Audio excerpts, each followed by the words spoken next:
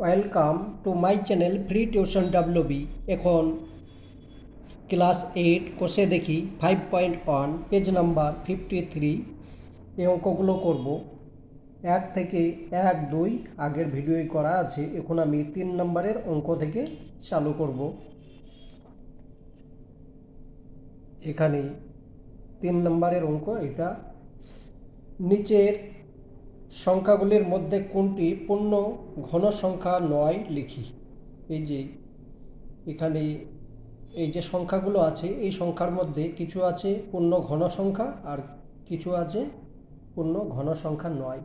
তো কোনটা কোনটা কি সেইটাই আমাকে বের করতে হবে।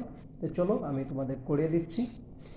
একটা অঙ্ক ছাড়বে না, ঠিক আছে? তোমরা বাচ্চা এখন প্রত্যেকটা অঙ্কই প্র্যাকটিস করবে। এই যে 216 আছে এই সংখ্যাটাকে প্রথমে উৎপাদক করে নেবে। উৎপাদক তাহলে মানে ছোট করে ভেঙে নেবে, কি কি সংখ্যা দিয়ে ভাঙা যাচ্ছে সেটা আমি দেখব। 2 দিয়ে দাও, তাহলে 1 হচ্ছে, ঠিক আছে? তারপর আবার 2 দিয়ে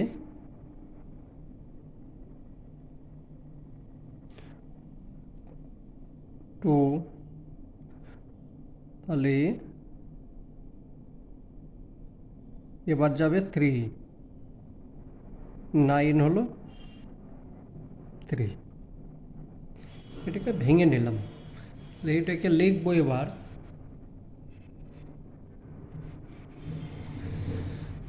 সমান 2, 2, 2, 3,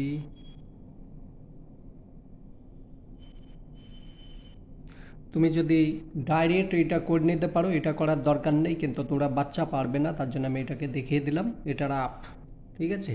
এইটা ভেঙে এইটা হলো সমান 1, 2, 3।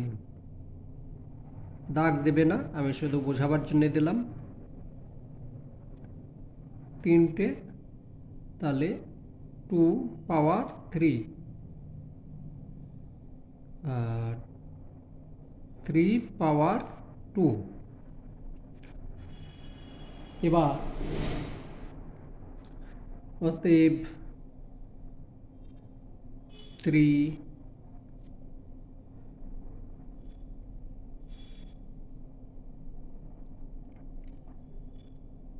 2, 1, 6 এইটার ঘনমূল সমান, এখানে দেখো 3 আছে, 2 আছে 3 টাইম, 3 আছে 3 টাইম, তাহলে 2, 3 সমান 6 অ্যান্সার। এটা হলো অ্যান্সার। যদি 6কে 6-এর পাওয়ার যদি কেউ দাও তাহলে এইটা উত্তর আসবে, ঠিক আছে? এই 6কে যদি 6কে যদি 3 টাইম গুণ করো এটা চলে আসবে। বেশ, তাহলে এটা হচ্ছে কি একটা পূর্ণ ঘন সংখ্যা। অতএব 2, 1, 6 সংখ্যাটি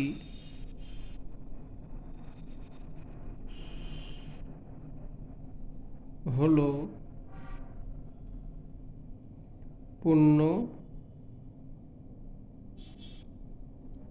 ঘন সংখ্যা, ঠিক আছে? এই সংখ্যাটা হলো পূর্ণ ঘন সংখ্যা এটা। বেশ, 2 নম্বর, এটা হলো 1, এটা হলো 2।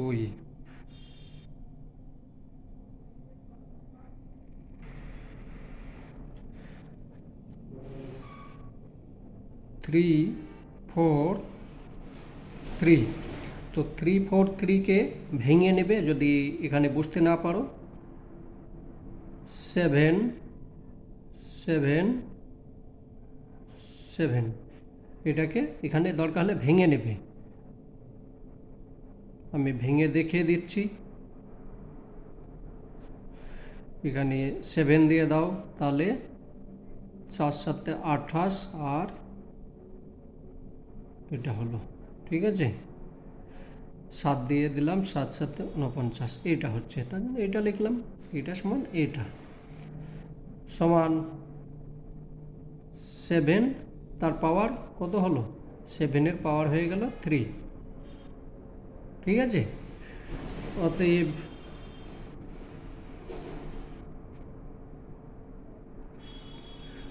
থ্রি, এটা এটা লেখো।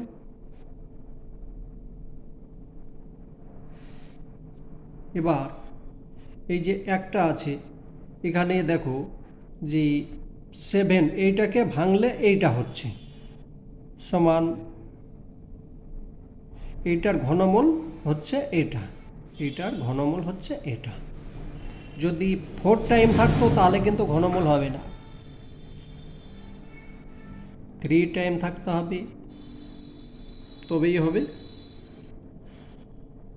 এটা হচ্ছে 7 হচ্ছে অ্যান্সার।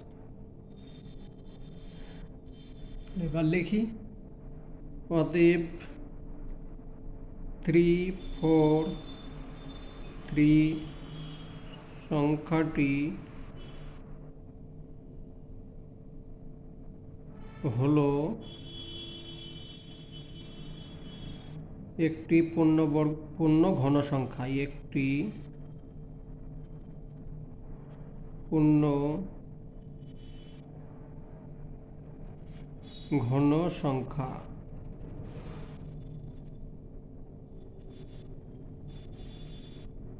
ঠিক আছে, 2 নম্বর অঙ্ক হলো। চলো 3 নম্বর দেখি। 3 নম্বরে হচ্ছে 1024। তো 1024কে আমি এখানে প্রথমে ভেঙে নিই। হ্যাঁ, 1 0 2 4, প্রথমে 2 দাও, তাহলে 5 হচ্ছে, 1 হচ্ছে, 2 হচ্ছে, 2 দাও, 2 হলো, তাহলে 1 চলে গেল, এটা হলো 1 হয়ে গেল, 11, হ্যাঁ ঠিক আছে, এটা হলো 2 হলো, 1 1 এখানে 2 1 2 8, এভাবে ভেঙে নেবে। 6 4 2 দিলাম, তাহলে 3 2 2 1 6 2 8 2, ঠিক আছে, দেখতে পাচ্ছ? হ্যাঁ, এ পর্যন্ত হলো। চলো 3 নম্বর আমি ভেঙে নিলাম।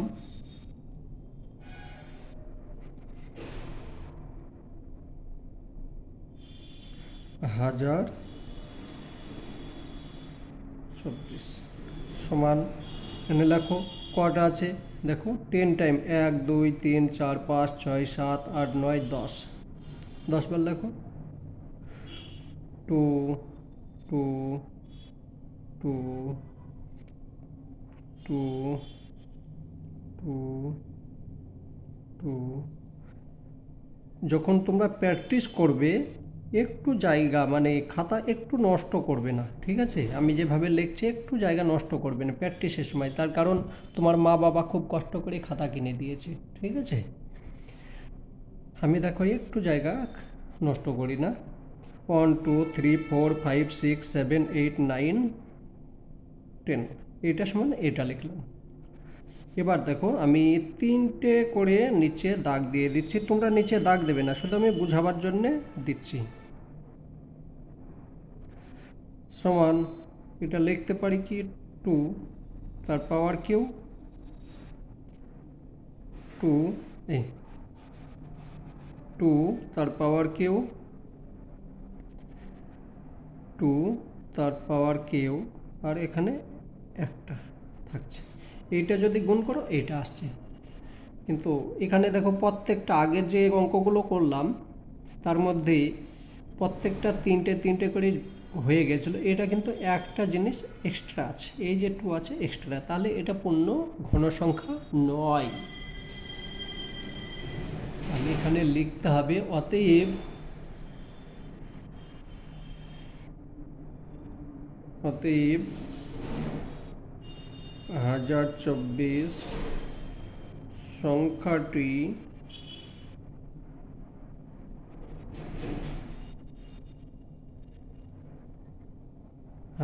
সংখ্যাটি একটি সংখ্যাটি পূর্ণ ঘন সংখ্যা না বা নয়। ঠিক আছে, অঙ্ক হয়ে গেল। এই সংখ্যাটা পূর্ণ ঘন সংখ্যা নয়। যদি এখানে আরও এইভাবে থাকতো, ঠিক আছে, এইভাবে থাকতো তাহলে পূর্ণ ঘন সংখ্যা হতো, কিন্তু নেই তো আমার এখানে, এটা পূর্ণ ঘন সংখ্যা নয়। ঠিক আছে, চলো পরেরটা দেখি। 324, এটাকে ভেঙে দেখে নিই কী আসছে। 3, 2, 4, প্রত্যেকটা ভেঙে দেখবে, নাহলে পারবে না। প্রথমে আমি 2 দিলাম, 1 হলো, 6 হলো, 2 হলো, আবার 2 দিলাম, 8 হলো, 1 হলো, 3 দিলাম, 27 হলো, 3, 9 হলো, এখানে 3 হলো। ঠিক আছে, তাহলে এটাকে আমি লিখতে পারি 2, 2, 3, 3, 3, 3, 4 টাইম 3 আছে, 2 টাইম 2 আছে, এটা লিখলাম। তো এখানে দেখো, এখানে এটা চলে আসছে, এখানে নেই, এখানেও নেই, তার মানে এটা আমি লিখলাম কি 2 তার পাওয়ার 2, 3 তার পাওয়ার 3, 3। এখানে দেখো পূর্ণ ঘন সংখ্যা আসছে না, অতএব 3, 2, 4 সংখ্যাটি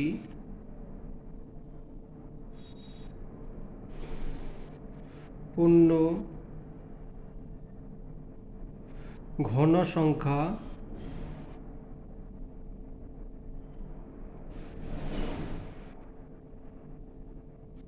নয়। ঠিক আছে, পূর্ণ ঘন সংখ্যা নয়। পূর্ণ ঘন সংখ্যা করার জন্য এখানে আর একটা 2 এর দরকার ছিল, আর এখানে আরও দুটো 3 দরকার ছিল, তবেই পূর্ণ ঘন সংখ্যা হবে, নাহলে হবে না। ঠিক আছে, এটা আমি বোঝাবার জন্য লিখলাম, কিন্তু এটা লেখার দরকার নেই। আশা করি বুঝে গিয়েছো। চলো পরের অঙ্কটা দেখি। 1744, 1744টা পূর্ণ ঘন সংখ্যা কি না আমাকে দেখার জন্য প্রথমে এটাকে আমি ভেঙে নেব। 1744 ভাঙো। প্রথমে দেখে নেবে কোনো লাস্টের দিকে জোড় সংখ্যা আছে, তার মানে প্রথমে 2 দিয়েই দিবে। ঠিক আছে, তাহলে 2 যদি দিই, 8 দুগুণে 16 হলো, 1 থাকছে, 7 দুগুণে 14 হলো, তারপরে এটা হলো। আবার ভাঙি, 2 দিলাম, 4 হলো, 3 হলো, 6 হলো, 2, 1, 8, 2, 1, 0, 9, আর যাবে না। ঠিক আছে, এই সংখ্যা 109 কি কোনো সংখ্যা দিয়ে না, আর যাবে না। ঠিক আছে, তাহলে এটা আমি লিখব 2, 2, 2, 2 কয় টাইম আছে? 4 টাইম, আর এটা হচ্ছে 109 এটা। তো এখানে দেখো একটা দুটো তিনটে, এখানে নেই এখানে নেই, তাহলে এটা আমি লিখতে পারি কি যে 2 পাওয়ার 3 গুণ 109 এটা। তো এখানে তো পূর্ণ সংখ্যা আসছে না, পূর্ণ সংখ্যা আসছে কি, আসছে না, পূর্ণ ঘন সংখ্যা আসছে না। তাহলে এখানে আমি লিখব অতএব এই সংখ্যাটা হলো, আমি এখানে লিখে দিচ্ছি অতএব, নিচে আর একটা অঙ্ক করতে হবে, 1744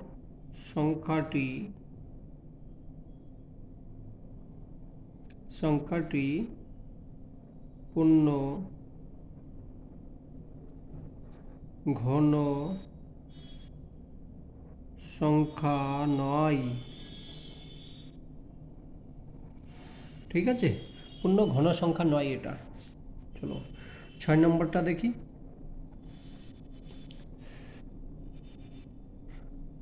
একটা অঙ্ক ছাড়বে না, 6 নম্বর, 5 নম্বর হয়ে গেল 6। তোমরা বাচ্চা যদি একটা অঙ্ক ছেড়ে দাও সেইটাই পরীক্ষাতে আসবে, ছাড়বে না। তাহলে 1372 সমান, এটাকে ভাঙো, এই সংখ্যাটাকে ভাঙো। চলো ভাঙি। 1372, প্রথমে 2 দিয়ে দিলাম, 6 হলো, 1 থাকছে, 8 হয়ে গেল, 1 থাকছে, 6 হলো।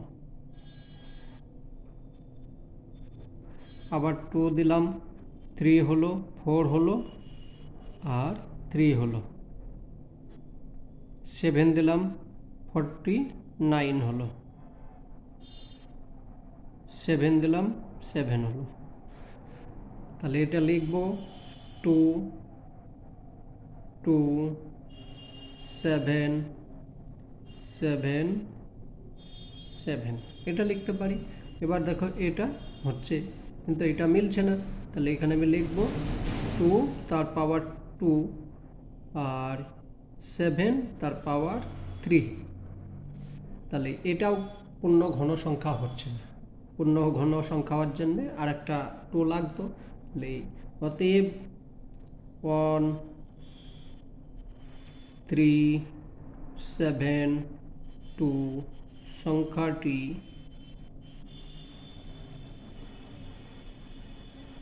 পূর্ণ ঘন সংখ্যা নয়। ঠিক আছে, তাহলে এখানে আমার 3 নম্বর অঙ্ক হয়ে গেল। এখন 4 নম্বর অঙ্কটা করব, দেখি। 4 নম্বর অঙ্ক খুব গুরুত্বপূর্ণ অঙ্ক, ঠিক আছে, পরীক্ষার মধ্যে আসবে এটা। দেবনাথ একটি আয়তঘন তৈরি করেছে যার দৈর্ঘ্য, প্রস্থ ও উচ্চতা যথাক্রমে 4, 3 ও 3 সেমি। হিসাব করে দেখি ওই রকম কতগুলি আয়তঘন জোড়ে দেবনাথ ঘনক তৈরি করতে পারবে। ঠিক আছে, তো এখানে যে একটা ছোট্ট আয়তঘনক আছে, তার দৈর্ঘ্য হচ্ছে 4 সেমি, 3 সেমি হচ্ছে উচ্চতা, আর প্রস্থ হচ্ছে 3 সেমি। ঠিক আছে, চলো আমি বুঝিয়ে করিয়ে দিচ্ছি।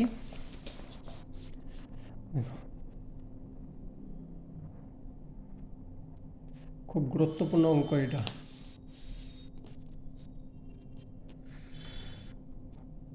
চার নম্বর,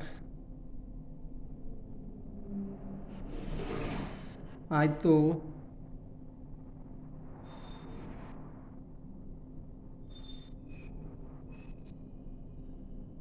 ঘনকটির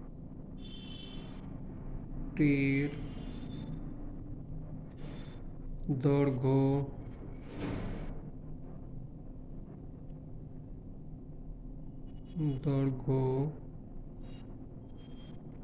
4 সেমি।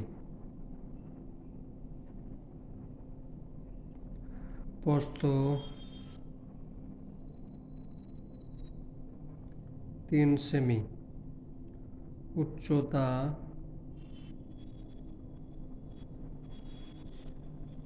3 সেমি। ঠিক আছে, অতএব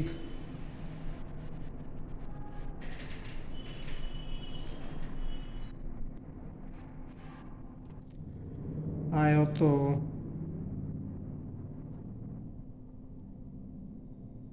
ঘনকটির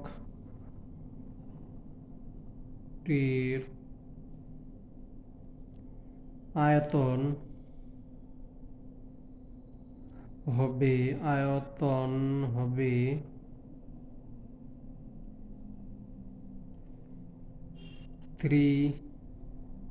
433 সমান 3 3 9 4 9 36 ঘন সেমি। এখানে সেমি ছিল, সেমি থেকে ঘন ঘন সেমি হয়ে গেল। ঠিক আছে, এটা মনে রাখবে, এটা যদি না লেখো, ঘন না লেখো, উত্তর হবে না।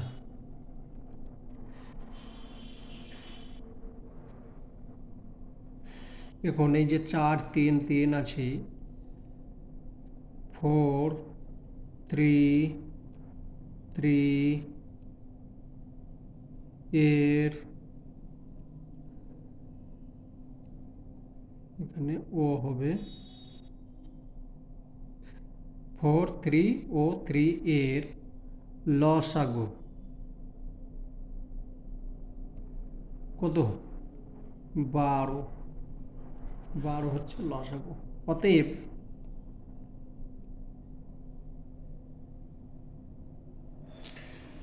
দেবনাথ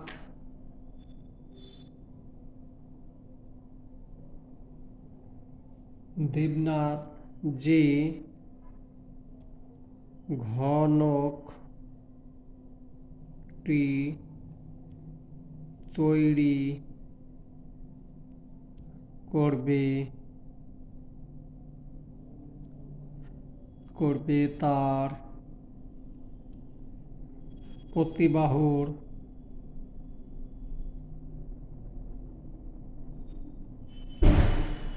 দৈর্ঘ্য হবে 12 সেমি। 12 সেমি হতে হবে। ঠিক আছে, অর্থাৎ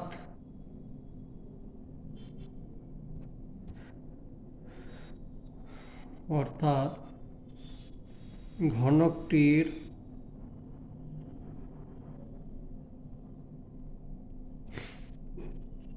আয়তন হবে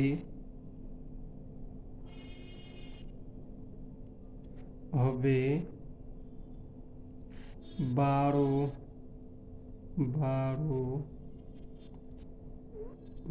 এটা হতে হবে।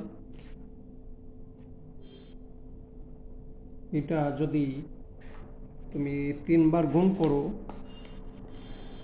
ঘন সেমি 12 12 144, 144-এর সঙ্গে 12 গুণ করলে হচ্ছে 144, তার সঙ্গে 12 গুণ করো, হয়ে যাচ্ছে 4 12 48, হাতে থাকে 4, 4 12 48, 49 50 51 52, 2, 12 কে 12 আর 5 17, 1728, 1728 ঘন সেমি। ঠিক আছে, ঘন সেমি। বেশ, অতএব এবার লিখতে হবে কি? প্রতিবাহুর দৈর্ঘ্য হবে। এখানে বলতে চাইছে মানে হিসাব করে ওই কত ঘন জুড়ে দেবনাথ ঘনকটি তৈরি করতে পারবে। তাহলে এইটাকে 12 দিয়ে ভাগ, এটা যে হলো 36, এই যে 36কে এটা দিয়ে ভাগ করলে হয়ে যাবে। ঠিক আছে,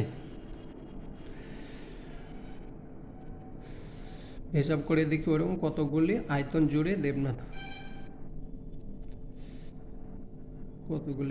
জুড়ে দেবনাথ ঘনক তৈরি করতে পারবে। তাহলে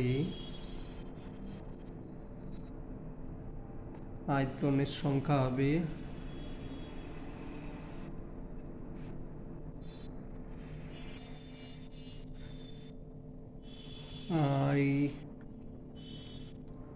আয়তনের সংখ্যা হবে 1728 আর নিচে 36। এটা ভাগ করো, ভাগ করে নেই। এটা 12 দিয়ে কাটলে হচ্ছে 144, ঠিক আছে। এইটা 12 দিয়ে কাটলে হচ্ছে 3।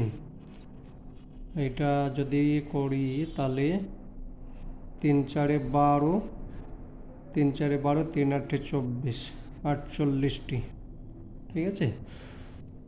আয়তনের সংখ্যা হচ্ছে, অতএব আয়তনের সংখ্যা হলো 48টি।